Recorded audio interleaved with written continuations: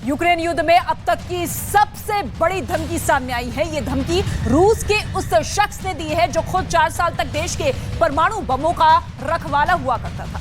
रूस के राष्ट्रपति पुतिन के बेहद करीबियों में शुमार इस शख्स ने अमेरिका को चेतावनी देते हुए ये कहा कि अगर उसने यूक्रेन को परमाणु हथियार दिए तो कीव को मिट्टी में मिला दिया जाएगा।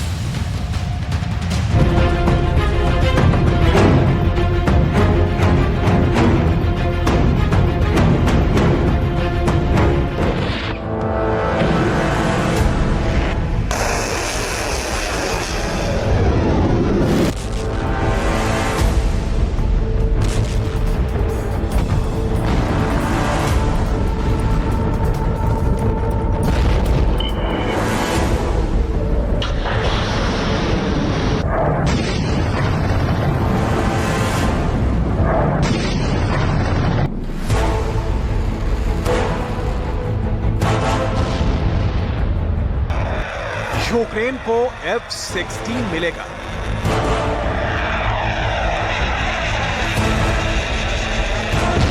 क्या कीव में परमाणु धमाका होगा? क्या ज़ेलेंस्की को एटमी हथियार मिलेंगे?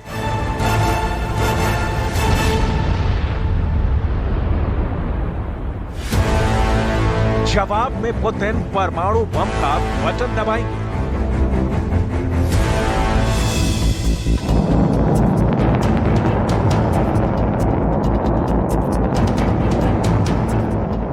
यूक्रेन युद्ध में यह अब तक की सबसे खौफनाक धमकी है। इधर उधर की कोई बात नहीं, सीधी और साफ चेतावनी। धमकी का हर लफ्ज बहुत डरावना है। चेतावनी किसने दी है, क्या कहा है, आपको सब कुछ बताएंगे।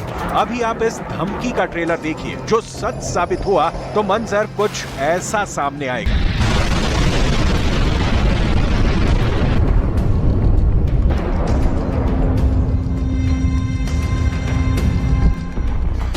जरा देखिए, अगर रूस ने सीधे कीव पर परमाणु बम फोड़ा तो क्या होगा। जानकारों के मुताबिक जहां बम फटेगा वहां 1 किलोमीटर तक हर चीज पूरी तरह से गल जाएगी। 1 किलोमीटर के बाद शॉक वेव निकलेगी जो धमाके से करीब 2 किलोमीटर तक की सारी इमारतों को मिट्टी में मिला देगी। शॉक वेव दूर तक तबाही मचाती रहेगी। धमाके के बाद सबसे बुरा होगा रेडिएशन का जहर जो दर्दनाक मौत देगा।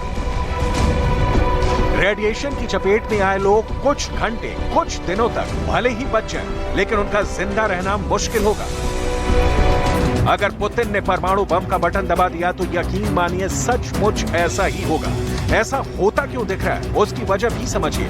अमेरिका ने यूक्रेन को फाइटर जेट F-16 देने का रास्ता साफ कर दिया है, जो रूस को हरगिज मंजूर नहीं है। रूस को अंदेशा तो इस बात का भी है कि यूक्रेन को परमाणु हथियार भी मिल सकते हैं। पुतिन के बेहद करीबियों में शुमार और रूस के राष्ट्रपति प्रधानमंत्री रह चुके दिमित्री मेदवेदेव ने 2 टूक कहा है। अगर पश्चिम के देशों ने यूक्रेन को परमाणु हथियार दिए तो रूस बिना सोचे सबसे पहले परमाणु हमला करेगा। तब परमाणु विश्व युद्ध को टालना नामुमकिन होगा। पश्चिम के देश पुतिन को कम आंकने की गलती नहीं करें। यूक्रेन में परमाणु धमाके पर दिमित्री मेदवेदेव की यह धमकी ब्रिटेन के अखबार डेली मेल में छपी है। रूस के पूर्व राष्ट्रपति और इन दिनों सुरक्षा परिषद के उप प्रमुख मेदवेदेव ने यूक्रेन युद्ध के दशकों तक चलने की आशंका भी जताई है। उनके मुताबिक बीच बीच में युद्ध विराम मुमकिन है, लेकिन रुकावट के बाद युद्ध फिर से भड़क सकता है। मेदवेदेव ने हाल ही में वियतनाम दौरे पर यह बातें कही। गौर करने वाली बात यह भी है कि वियतनाम वो देश है जहां अमेरिका को हार का सामना करना पड़ा था, पीठ दिखाकर भागना पड़ा था। ऐसे में मुमकिन है कि मेदवेदेव ने पश्चिमी देशों को धमकाने के लिए कूटनीतिक लिहाज से अहम वियतनाम को जानबूझकर चुना हो। मेदवेदेव ने पश्चिमी देशों, खासकर अमेरिका को सीधे और सख्त लहजे में कहा कि वो इस मुगालते में ना रहें कि पुतिन न्यूक्लियर ट्रिगर नहीं दबाएंगे। मतलब सीधा है कि परमाणु वॉरहेड के साथ रूस की मिसाइल कभी भी यूक्रेन पर गिर सकती है। मेदवेदेव रूस के कोई आम शख्स नहीं है। वो पुतिन के अलावा रूस की इकलौती जिंदा शख्सियत हैं जिनकी उंगली रूस के परमाणु बटन पर रह चुकी है।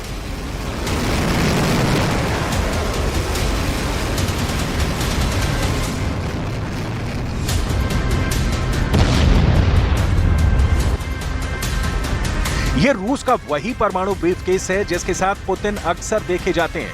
यूक्रेन से युद्ध के बाद भी पुतिन कई बार इस न्यूक्लियर ब्रीफकेस जैकेट के साथ देख चुके हैं। मेदवेदेव यूक्रेन पर कितनी कड़ी लाइन लेते हैं, इसे समझने के लिए आपको उनके हालिया बयानों पर गौर करना होगा। उन्होंने हाल ही में यूक्रेन की सरकार को एक संक्रमण करार दिया था। युद्ध के बाद यूक्रेन के पूरी तरह से मिट्टी में मिलने का दावा किया था।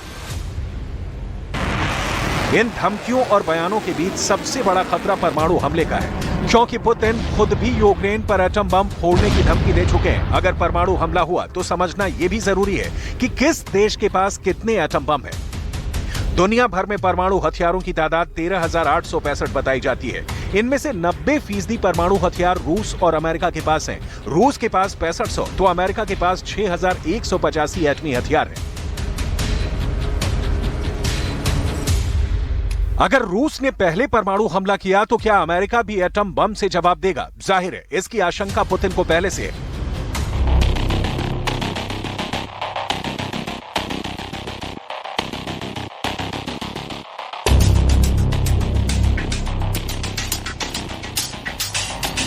आपकी जानकारी के लिए बता दें कि परमाणु हमले में खुद को रेडिएशन से बचाने के लिए पुतिन के लिए एक खास लिफ्ट तैयार की गई है, जिससे जुड़ी 2 सुरंगें रूस के लिए परमाणु कवच जैसी हैं।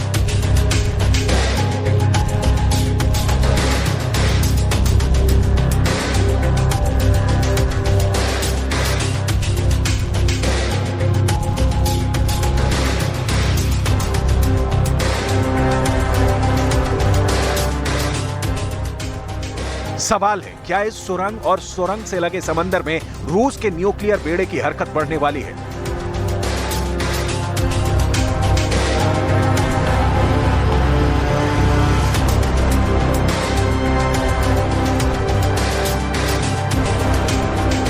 अमेरिका की परमाणु मिसाइलें कहां-कहां तन गई हैं? रूस की परमाणु सेनाएं कहां-कहां सज गई हैं? क्या ज़ेलेंस्की की जिद से परमाणु जंग की चिंगारी भड़कने वाली है? इन सवालों के जवाब बस मिलने ही वाले हैं। इस बीच यूक्रेन की खुफिया एजेंसी ने एक ऐसा दावा किया है जो किसी परमाणु धमाके से कम नहीं है। यूक्रेन की खुफिया एजेंसी ने कहा है कि रूस ज़ैपोरिज़िया न्यूक्लियर प्लांट के करीब बहुत जल्दी उकसावे की कार्रवाई कर सकता है। वो न्यूक्लियर प्लांट के करीब हमले की योजना बना रहा है। इसके बाद वो रेडियो एक्टिव चीजों के रिसाव का ऐलान करेगा। जाहिर तौर पर इसका ठीकरा वो यूक्रेन पर ही फोड़ेगा।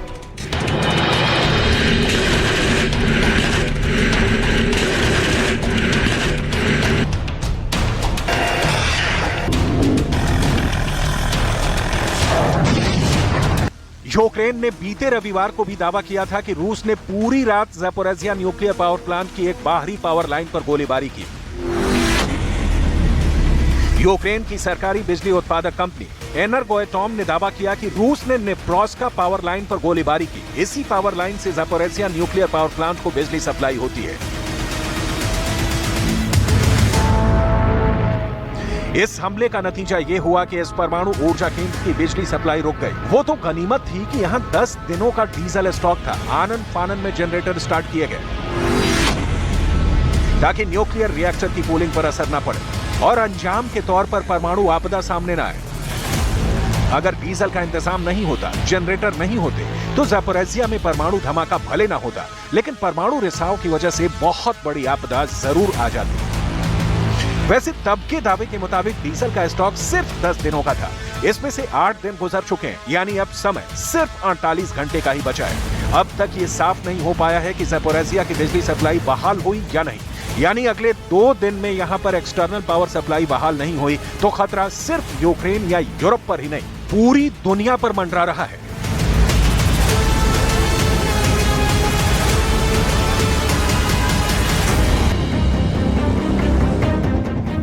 इस परमाणु ठिकाने में त्रासदी कभी भी आ सकती है, क्योंकि कभी यूक्रेन आरोप लगाता है कि रूस ज़ैपोरिज़िया न्यूक्लियर प्लांट पर बमबारी कर रहा है, तो कभी रूस दावा करता है कि यूक्रेन इस पावर प्लांट को हासिल करने के लिए यहां गोलाबारी कर रहा है।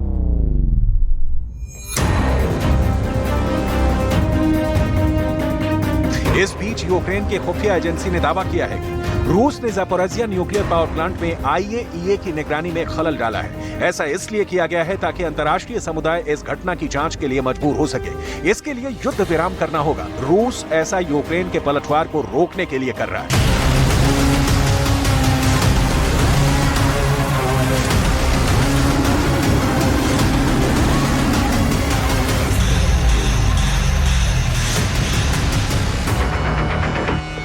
वैसे यूक्रेन का ये दावा खोखला दिख रहा है, क्योंकि IAEA के काम में रुकावट डालने के आरोप पर खुद IAEA ने भी मुहर नहीं लगाई है।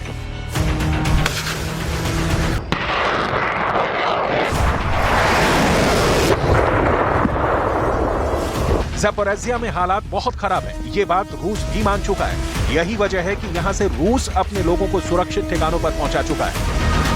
Російські окупанти проводять так звану евакуацію місцевих жителів з тимчасово окупованого Токмака Запорізької області у напрямку населеного пункту Бердянськ.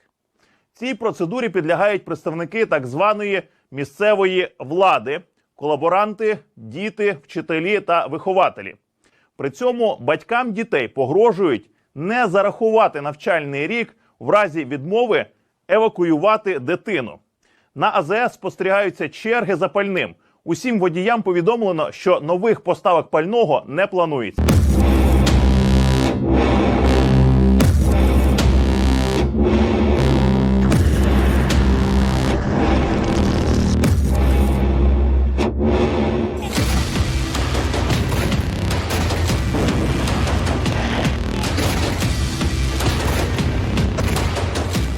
सवाल ये कि ज़पोरिज़िया में ऐसे हालात पैदा क्यों हुए, तो इसके लिए आपको 15 महीने पीछे जाना होगा। 24 फरवरी 2022 को यूक्रेन पर हमले के फौरन बाद रूस ने ज़पोरिज़िया पर कब्जा कर लिया था। यहां के करीब 80% इलाके पर काबिज रूस ने बेहद अहम न्यूक्लियर पावर प्लांट को भी अपने कब्जे में ले लिया था।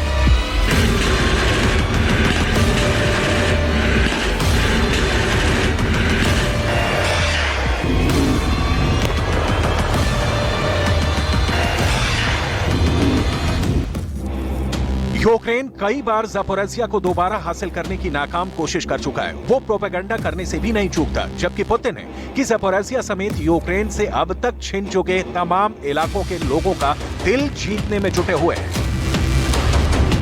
Раз, два, три, ура!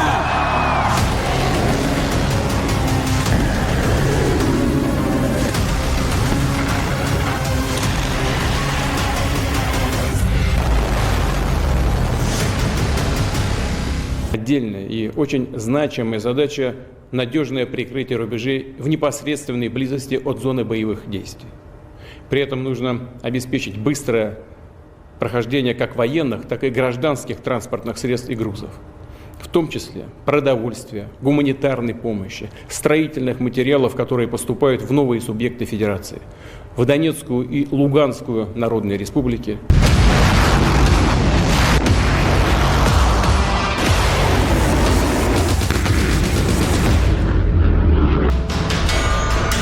रूस की सेना बहुत ताकतवर है, खुद पुतिन का इरादा फौलादी है।